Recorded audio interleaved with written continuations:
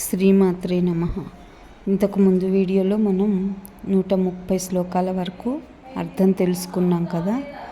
ఇప్పుడు 131వ శ్లోకం నుంచి అర్థం తెలుసుకుందాం. అష్టమూర్తి రజాజైత్రి లోకయాత్ర విధాయిని ఏకాకిని భూమరూప నిర్ద్వైత ద్వైత వర్జిత. అంటే ఇక్కడ అమ్మవారి 8 రూపాలతో ఉంటుంది. ఈవిడ ఎప్పుడు అవిద్యని పోగొట్టి జ్ఞానాన్ని ఇస్తుంది. 14 లోకాలు ఈవిడ తిరుగుతూ అందరినీ రక్షిస్తూ ఉంటుంది. ఒంటరిగా ఉంటుంది. అద్వితీయమైనటువంటిది, బ్రహ్మస్వరూపిణి, ద్వైత భావం లేనటువంటిది, ద్వైత భేదం చూపనిది అని ఈ శ్లోకానికి అర్థం. అరే అన్నద వసుధ వృద్ధ బ్రహ్మాత్మైక్య స్వరూపిణి బృహతి బ్రాహ్మణి బ్రాహ్మి బ్రహ్మానంద బలిప్రియ. ఇది 132వ శ్లోకం. దీని అర్థం ఏంటంటే అన్నం పెట్టేది ఆవిడే, భూదేవి ఆవిడే, ధనాన్ని ఇచ్చేది ఆవిడే, స్థూల జగత్తును పెంచి పోషించేది ఆవిడే. ఆవిడ వృద్ధ స్వరూపురాలుగా ఉంటుంది, బ్రహ్మాత్మ స్వరూపిణిగా కూడా ఉంటుంది. అన్నింటికన్నా గొప్పదైనటువంటిది ఈవిడ బ్రాహ్మణ స్వరూపురాలు, జ్ఞాన స్వరూపురాలు. బ్రహ్మానందంతో ఎప్పుడూ నిండిపోయి ఉంటుంది ఆవిడ మనసంతా. అరిషడ్వర్గాలు జయించినటువంటి వారు బలవంతులు, దయాపాత్రులుగా కలిగినటువంటి అమ్మవారి స్వరూపము అని ఈ శ్లోకంలో చెప్తున్నారు. ఇక 133వ శ్లోకం. భాషారూప బృహత్సేన భావాభావ వివర్జిత సుఖారాధ్య శుభకరి శోభన సులభాగతి. అంటే ఇక్కడ పూజాద్రవ్యంను ఇష్టంగా కలిగినటువంటిది, భాషల చేత నిరూపించబడినటువంటిది, చాలా పెద్ద సేన అంటే చతురంగ బల సేన కలిగినటువంటిది, భావరూపాల్లో ద్రవ్యాదుల చేత అభావం చేత విడువబడినటువంటిది, ఉపవాస బాధలు లేకుండా సుఖంగా పూజించదగినటువంటిది, శుభాలను కలిగించేది, పునర్జన్మ లేకుండా చేసేది అని ఈ శ్లోకానికి అర్థం. తర్వాత 134వ శ్లోకంలో రాజరాజేశ్వరి రాజ్యదాయిని రాజ్యవల్లభ రాజత్కృప రాజపీఠ నివేశిత నిజాశ్రిత. ఈ శ్లోకంలో ఏం చెప్తున్నారంటే అమ్మవారిని రాజేంద్రుడైనటువంటి దేవేంద్రుడు, కుబేరుడు మొదలైన వారు అమ్మవారిని ఉపాసించారు. వీళ్ళందరికీ ఈవిడ అధిదేవతగా ఉంటుంది. అమ్మవారు రాజ్యాన్ని ఇస్తుంది, స్వర్గాధిపత్యాన్ని ఇస్తుంది, స్వర్గాది రాజ్యములందు ఇష్టంగా కలిగి ఉంటుంది, రాజకృపను కలిగించేది, ఇంద్రాదుల సింహాసనములందు తన భక్తుల్ని కూర్చోబెడుతుంది, తన్ను ఆశ్రయించుకుని ఉండే భక్తులకు రాజసింహాసనములను కలిగించేది. ఇది ఈ శ్లోకానికి అర్థం. 135వ శ్లోకం చూస్తే రాజ్యలక్ష్మి కోశనాథ చతురంగ బలేశ్వరి సామ్రాజ్యదాయిని సత్యసంధ సాగర మేఖల. అంటే ఇక్కడ రాజ్యానికి ఆవిడ లక్ష్మిగా ఉంటుంది, ధనాగారానికి ఆవిడే అధిదేవతగా ఉంది, చతురంగ బలాల్ని కలిగి ఉంది.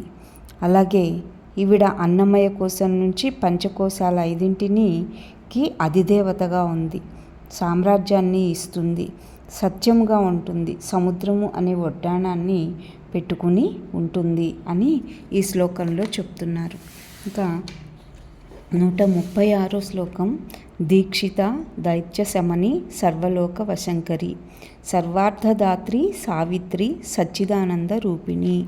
దీక్ష కలిగినది, జ్ఞానం కలిగించేది, రాక్షస సంహారిణి, సర్వలోకాలను ఆకర్షించేది, ధర్మార్థ కామ మోక్షాలను ఇచ్చేది, సావిత్రి అయినది, సూర్యుని ప్రకాశం కలది, ఎప్పుడూ ఆనందంతో ఉండేటువంటి స్వరూపిణి అయినటువంటి లలితాదేవి అని ఈ శ్లోకంలో చెప్తున్నారు. ఇంకా 137వ శ్లోకం. దేశకాల పరిచ్ఛిన్న సర్వగ సర్వమోహిని సరస్వతి శాస్త్రమయి గుహాంబ గుహ్య రూపిణి. అంటే దేశం చేత కానీ కాలం చేత కానీ కొలవడానికి వీలు లేనటువంటిది, సకల స్థూల సూక్ష్మ రూపాల్లో అంతర్యామిగా ఈవిడే ఉంటారట. అందరినీ ఆకర్షిస్తూ ఉంటారు. త్రైలోక్య మోహన చక్ర మంత్రస్వరూపిణిగా అమ్మవారు ఉన్నారు. జ్ఞానాధిష్టాన దేవత లలితాదేవి. శాస్త్రం చేత ప్రధానంగా బోధించబడింది. హృదయము అనే గదిలో ఉండేటువంటి అమ్మ రహస్య జ్ఞానం కలిగినటువంటిది అని ఈ శ్లోకంలో మనకి వివరిస్తున్నారు.